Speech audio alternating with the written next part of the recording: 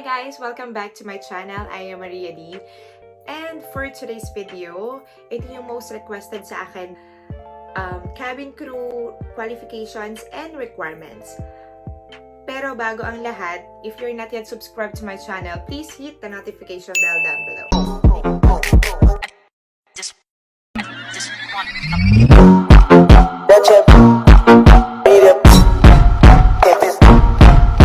So ayan, gumawa ako ng list dito sa aking notebook para hindi ko makalimutan yung mga sasabihin ko kasi medyo madami siya.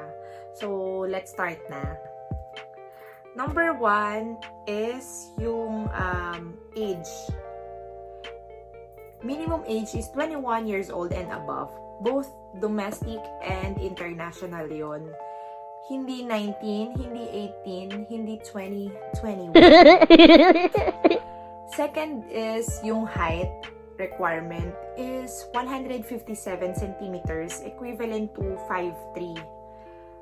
Ito, sa height kasi marami nagtatanong sa akin before kasi nga maliit ako tapos naging flight attendant ako. So dun sa height naman, 5'3", international na siya. I suggest na kahit kung 5'1 kayo or 5'2 kayo, never give up. Kasi may mga employer pa din na tumatanggap sila. Kasi marami akong katrabaho na mas maliit pa sa akin actually. Malay nyo, makalusot kayo, di ba? Wala namang mawawala kung itatry ninyo kung talagang gusto nyo. Third is high school or college degree.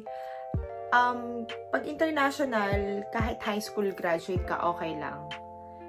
Basta mayroon kang diploma. Dito kasi sa atin sa Pinas, college degree dapat eh. And then, sunod is 20/20 vision is necessary. Actually, no. Kasi ako, naka-specs ako. Malabo yung mata ko. May specs akong 2. Spare ko yung isa kasi sa amin, sa Oman Air, kailangan mo ng spare. And kung gusto mo naman naka-contact lens, kailangan may spare ka pa din na specs. So, yung contact lens mo, dapat is clear lang. Hindi brown, hindi gray, hindi green. Clear. And, ayun, sa amin kasi sa Oman Air, mayroon din kasi siyang color na pwede mo lang isuot. Yung sa specs, yung kulay niya, yung pinaka-frame niya, kailangan black, silver, and gold lang. Hindi pwede ang pink. Hindi pwede. Kasi kailangan uniform, diba? No visible scars and tattoos. Ibig sabihin, bawal siya sa mga kitang, parte ng katawan mo. Gusto mo magpatattoo at gusto mo maging flight attendant, dun ka na lang magpatattoo sa tago. Para if ever na mag-apply kang flight attendant, hindi yun na magiging sagabal sa'yo. Okay? And sa scars naman, hindi naman yung nakagat ka lang ng okay lang yun. Basta hindi yung mga parang nasunog na or sobra-sobrang kamot mo. Ganon.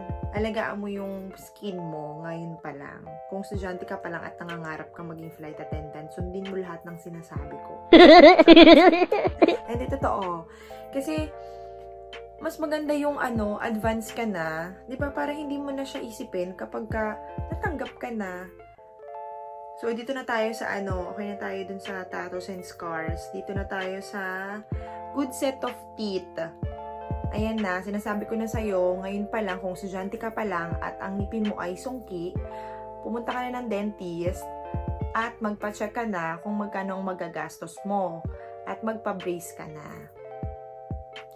Siyempre, kung wala ka pa namang pampabrace sa ngayon, mag-ipon ka na lang muna and sa takdang panahon, malay mo, magpa-brace ka na din, 'di ba? Bago ka makagraduate, okay na yung ngipin mo. Kung may sira yung ngipin mo, kung yellowish ba yung ngipin mo, di ba? Dentist lang ang makakapagsabi sa'yo kung anong maganda para sa ngipin mo. And, of course, no braces allowed. Hindi pwede po yun sa airline ang naka-braces. Ako, before, 2 beses na ako nagpa-braces. Yung una kong braces, 4 years yata yun when I was in college. And yung pangalawa ko, nagtatrabaho na ako kasi yung ngipin ko sa baba, hindi ako nagpa-brace sa babae. Sa taas lang yung binrace before. So, nag-align yung baba. So, kailangan ko na siyang ipaayos kasi gusto ko talaga maging flight attendant. So, ayan na nangyari sa akin. Parang yata ako noon, bali 6 years ako naka-braces. Alang-alang sa aking dream job. 'Di ba? Gastos kong gastos. So, yung weight nyo dapat is proportion to height. Kasi hindi naman pwede kung 5'3 kayo at ang katawan nyo ay, ang timbang nyo ay mas malaki pa sa 5'3, ay mag-isip-isip ka na. At kung gusto mong maging flight attendant, kailangan hindi naman super slim, pero dapat healthy pa din, 'di ba? Hindi anorexic, hindi naman sobrang lusog, 'di ba? And sunod natin is yung fluent in English. Kung marerelocate ka naman sa Middle East, hindi naman lahat ng tao doon fluent in English. English Baroque. So, it's okay na hindi ka fluent. Basta, naiintindihan ka ng mga tao, ng mga colleagues mo at ng pasahero, why not? Okay lang mag-English Carabao. Hindi man tayo perfect. And sunod natin is able to swim unaided. Actually, ito kailangan talaga kasi in case of emergency. So, kailangan at least marunong ka mag-floating. Ako, sige, i-share ko yung story ko before. Story ko before, hindi talaga ako marunong mag-swimming. Pero dahil natanggap ako ni Oman Air sa Dubai, and may pool naman doon, and nag-YouTube ako, kasama ko yung 2 kong Pinay na kasama. Kasama ko yung 2 Pinay na kasama. Kasama yung 2 Pinay na kasabayin ko. Nag-practice kami dun sa Dubai, mag-swimming. Nanood lang kami sa YouTube kung paano. And then, ayun, nag-practice kami na nag-practice. And, yes, nakasurvive naman kami ng wet drills namin. Natuto naman kami dun sa aming mga pinag-aralan. And sabi ko nga sa inyo, ang motto nga natin is, try and try until you succeed. Kung may gusto, may paraan. Diba? Kaya, kung gusto mo talaga, may paraan. Inulit ko. Sunod, kailangan ba mag-attend muna ng flight attendant school bago ito maging flight attendant? Actually, hindi naman ako nag-agree dito eh. Kasi hindi naman lahat, katulad ko, hindi ako nag-flight attendant school. Diretso kagad ako, nag-apply ako, diretso training, tapos diretso flight attendant na ako, ganon. Pero hindi naman madali yung mga pinagdaanan ko before bago ako maging flight attendant. So, itong flight attendant school, hindi ko siya ma-required sa inyo kasi hindi naman lahat ng pumapasok doon ay nagiging flight attendant. So, sunod, kailangan ba tourism graduate? Actually, hindi din. Kasi, may mga katrabaho ako na architect, nurse, pero advantage yung nurse kasi para sa first aid. So, safety, ganito, ganyan. So, sunod ay well-organized. Yes, kailangan well-organized ka. Kasi, kung makalat ka sa gali, dun sa kitchen, naku, nakakahiya ka. Kasi, ang laki ng tiwala sa atin ng ibang mga lahi. Kasi, tayo daw mga Pinay, mga responsable daw tayo, hindi tayo burara, malinis tayo. So, kailangan, ngayon pa lang, matuto ka na maglinis ng bahay nyo. At saka ng kitchen, ganon.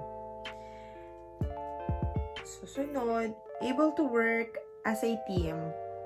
Oo, kailangan, hindi ka naman super bait sa mga katrabaho mo kasi meron pa rin naman talagang masamang ugali sa'yo.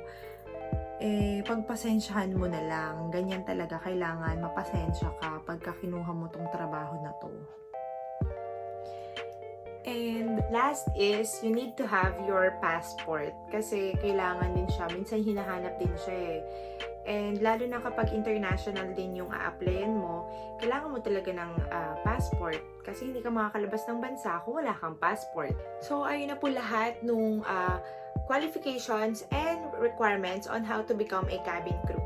Sana po ay nasatisfy ko kayo lahat dun sa mga questions nyo po. Maraming salamat po sa lahat ng mga sumuporta sa akin nung in-upload yung first vlog ko. And sana po patuloy nyo pa rin po akong suportahan sa mga susunod ko pa po na gagawin na video.